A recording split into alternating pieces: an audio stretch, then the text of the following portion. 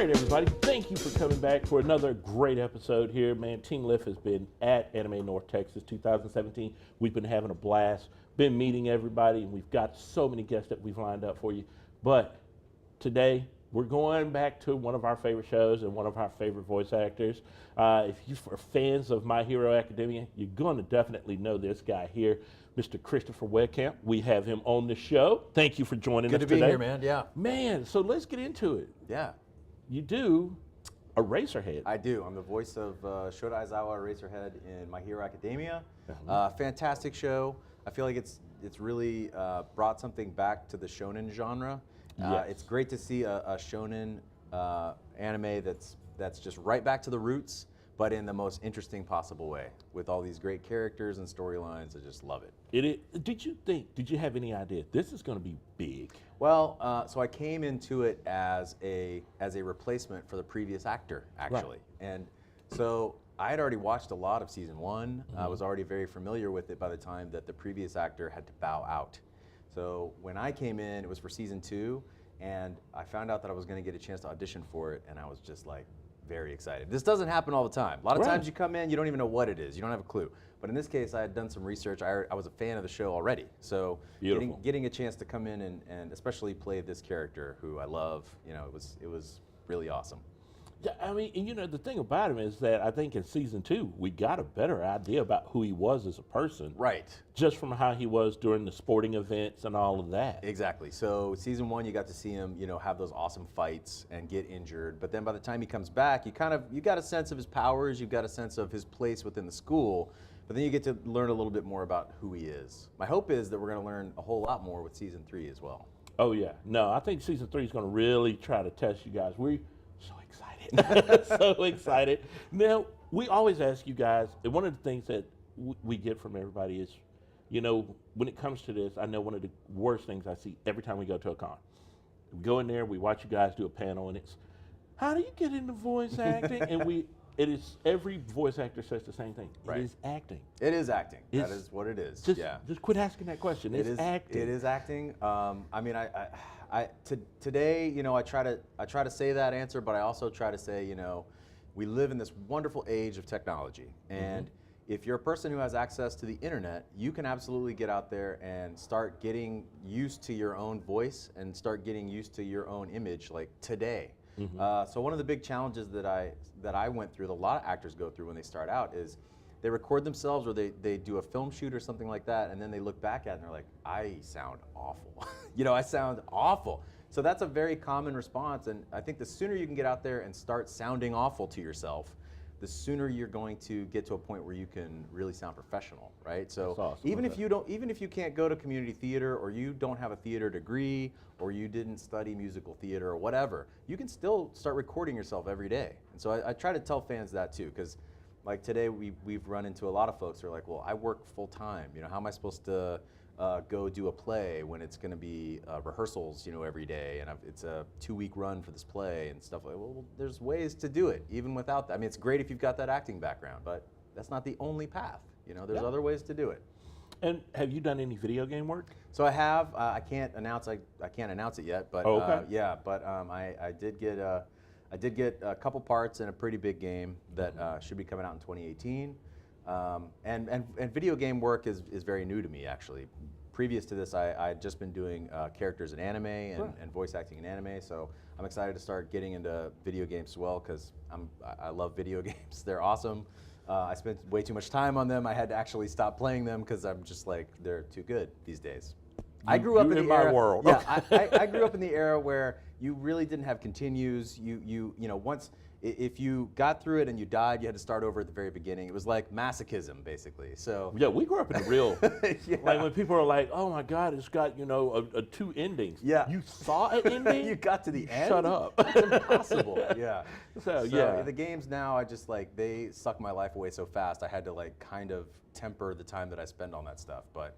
you know, it's just like there's so much good anime right now. There's so many good games out right now, and you got to really pick and choose. Yeah, if you are a geek in this time period in life, it's a golden age. You really shouldn't complain. It's amazing. It's a golden age right now. We have hero movies every other month. We have all this amazing, like we have modern day classics like right now. 10-year-old me, if he could just look at where I'm living right now, would just die. I mean, it's insane. Oh yeah, it's insane. All the comic books I read as a kid, now there's like multi-million-dollar, huge, big budget. Anyway, yes, it's a golden age. I've always said that if 8-year-old Roger could have got in the time machine, he would have been like, "Thank you." Yeah, we made it. We finally made it. Thank you. You took the right path. That's crazy. It's crazy. It's good, but it's a lot. Like the Justice League movie, I gotta find time to see it, man. Like there's so much good stuff. But anyway, back to anime. I'm trying to put that in the schedule too. Yes. We were here. We were like, yeah, we're going to North Texas. We'll catch it sometime. Yeah, figure out a way to do it, you know? So let's get into this. I know one of the things that you said something, and I read it in your bio, was that the one that brought you in was, everybody that watches the show knows my thing about mechs. Mm-hmm. It's not a secret that Coach is a mech fan. Yep. But Robotech was the one that brought you in. Yes. And that was my go-to. I would come home from school. It played on Channel 21 here in town. Okay. So I would come home from school and I'd get my snack and I'd snuggle up on the carpet in front of the TV and I'd be watching Robotech. So it was either Robotech or Star Blazers, you know, one or the other. And for me, it was such a stark contrast from everything else that was on TV at the time. That was a cartoon, right? I didn't even know what anime was, but that was a cartoon. Seeing these really like real life adult situations as a kid, animated in a cartoon, like just blew my mind and just hooked me on it. You know, like when these characters die, they're dead. You know, and like Roy Harper changed me. It was like I'd never seen a hero die. It was so dark and so well done at the same time, and I just like, I mean, stuff that would bring you to tears, like make you really feel emotions. Like I was watching stuff like, you know, He-Man, G.I. Joe, and Transformers and stuff like that. You got 100 people all shooting lasers, but nobody hits anybody. You know, it was just very like sanitized stuff, and then to see this stuff as a kid really made an impact on me. Yeah. You know, the thing that kills me about Robotech, first interracial couple I really saw, Robotech. Yeah. Claudia and Roy. And then, you know, the first hero I ever saw die, and he's not getting to come back, Roy. And I was like, what is this that we're watching? Yes, how is this? Yeah, it was interesting too. It was a really sweet, it was like a sweet spot for it because I think the broadcasters didn't really even know what they had. They're like, you know, this is popular in a few markets, so we're going to license this and try it out. Yeah. They're not kid shows. I mean, No, they're really they were not. not. Yeah. I saw I don't know if you watched it, Go Lion. The Voltron. Yeah, the Voltron I watched the Japanese version and I was like, no wonder this was butchered. They edited a lot of that, Oh my God, everybody dies. Everybody dies. The whole thing with Sven, you know, they really tried to clean that up as best they could, but they still had, in the Voltron, they still had to get rid of Sven somehow because, and I think the way they did it was, I'll probably get this wrong, but they like sent him to, they have some line where he's like, well, Sven went to the hospital, but he's going to make a full recovery. You know, or something like that. They tried to dress it up a little bit. Yeah, no, he's not. He's dead, yeah. He gone. He's not coming back. But yeah, that's great though. But so that was the one that got you. Do you remember your first voice acting gig? My first voice acting gig was in 2011. And so that was my first paid voice acting gig. And that was for Funimation. I was on a little show called Level E, and it was kind of like shared a lot of similarities with Men in Black. It was like a group of people that were like, there were aliens among people on Earth. Anyway, it was just like a little kind of a bit part, but it was a named character, so I was excited about that. And I got a chance to work with a great guy named Joel McDonald, who's the director at Funimation, and he really helped me kind of find my feet with the technique of being in the booth. Because prior to that, I'd done some stuff professionally, but I hadn't done it in a real professional setting. I'd kind of done it at home, you know, with my own setup. So, and it's a different animal when you're in a full-blown recording studio and you're doing it, you know, in that way. So, so yeah, he was instrumental in helping me kind of find my way. My first lead at Funimation was, I want to say, a couple years after that, and that was actually the first broadcast dub that Funimation did. It was a show called Laughing Under the Clouds. And so I got the role of Tenka in that. And that was my first real exposure to like, what does it mean to have a significant role in an anime, right? And it's a very different thing from just coming in one day and doing 10 lines or whatever and then leaving, which is what I'd kind of always done before that. So that was a learning experience as well. So, and then from there, I've just kind of been, you know, getting more and more stuff. The thing I'm really excited about right now, going back to kind of the vintage stuff is Star Blazers was a big thing for me when I was a kid, Right. as it was for you as well. You know, that song is stuck in my head for the rest of my life. The Oh, opening man, yeah. theme. So just recently, I announced that I'm actually the lead in the reboot of that. So that's Space Battleship Yamato 2199. Right. And so the first 2 episodes of that are out currently. Those are on Funimation streaming and VRV, I believe. Yeah. So getting a chance to be the lead in Star Blazers, a show that I watched as a kid and like came home from school, you know, and was excited about, is kind of just an amazing dream come true. I never would have thought. The first episode is a great recreation of the very first episode. I watched it and I was like, I'm glad you said that. Yeah, it's so good. I'm so glad you said that. So the director Jerry Jewell is really taking pains, you know, and it's good because the show really reboots the original storyline. So it's the original storyline, but it's incredible refreshed animation from Production IG. It's beautiful. It's like some of the best space battles I've ever seen in an anime. But you're exactly right. So that first and second and third episode are almost exact mirrors of the first and second and third episodes of the original. Yes. Yeah. And you know, and here's the thing, and if you guys have been watching our show for a while, that name you say, Jerry Jewell, Yeah. you already know him from Yuri on Ice. We had him here at Anime CTX. Jerry came on cool. the show. Man, we had so much fun. He's a good we guy. gave Jerry a hard time about his stance on not playing video games. Oh, okay. So it was. What but did he say? He doesn't play them at all? Well, what it was is he was saying that he gets it. He said Yeah. he gets that there's a release of dopamine when you're playing games. I said, well, that's great. But he says he gives his son a hard time going, you know, you could have been playing a guitar for real, and then there's a talent you take away Right. that you don't get from playing a video game. Right. And I was like, Jerry, you know, I kind of work in the industry, bro, so Yeah. slow down. Slow down on where you stand. Well, it's funny on because that. he does too. But Yeah, yeah, exactly. I mean, my take is like everything in moderation. You know, I think there is an interesting thing happening, especially for kids right now, where it's like the tablets and the phones are constant. You know, constant tablets, constant phones. So, you know, it's just everything in moderation, right? You can do all that stuff. You just don't do it all the time. You gotta go out and see the sun sometimes. You gotta have conversations with humans sometimes. You know, but that's why I take my phone out in public in the park while I'm watching go. my Crunchyroll, and I can just do that. you're getting that sun, you're getting the vitamin D, but you're still keeping. Well, you said you watched what, 18 shows? Okay, so there's a craziness. Here's what happened. During the summer, I decided, you know, I'm going to actually see what I can do. Yeah. And then I just started one show, and then it turned into 7. And then I said, I'm not going to get too crazy with this. Yeah. Since this summer I'm off, and we're only just doing a few cons. I'm not going to go crazy. Did Right. a few cons, turned into a lot of cons, but I was still watching 17 shows. Yeah. And so then when fall starts, I said, I'm not doing that again. That was great. Yeah. I got caught up on everything. I saw a lot of stuff. We did midway shows. We did end of the season show. Yeah, I'm watching 18 again for fall. You didn't learn anything, did you? I learned nothing. I was just a well of bad mistakes. I mean, that's commitment, man. That's It really, and the thing is, strong like, commitment. I'm trying to, like, with our camera guy, Reed, we were streaming on Twitch, I guess, Ghost Recon Wildlands. Oh, cool. So we were trying to do that for the show. Yeah. And then so it was like, okay, I have this schedule, and on Monday nights, this is what comes up. And I had everything so micromanaged and scheduled so that we could still game, and then I could still go to events with the family. Because it's a time commitment more than anything You else. gotta schedule it. It's a There's time no way thing. you're watching 18 shows and you don't schedule. Because I have a real job too. So Yeah, there was on like, top of that, yeah. You this gotta- is the fun stuff. do, So, you get to watch any of that stuff at your job? Is it the kind of job where you can kind of overlap a little bit? lunch breaks. Okay. I'm not gonna lie to you. There have been many a lunch break. That's when where, the app on your phone really comes in. Yeah, right? just like, what? They gave me a computer and there's 2 screens. yeah, nice. Like work on this one? One screen is like, It's called multitasking. Yeah. I'll see what's going on over here. That's awesome, man. But yeah, no, it's hard, man. It is. But I still, if I had to flip or choose, I'm gonna take your side of it. Okay, I yeah. want to be in the booth. Yeah. Well, and that's the thing is like 2015 was really the last time I was really keeping up with video games because it was around 2015 that I started getting a lot more Right. roles and stuff. So it's like, I mean, priorities has got to be a thing somewhere in Yeah. there. So, and I'm so glad to be able to voice act and do this stuff with Funimation. I love the quality of the stuff that they put out.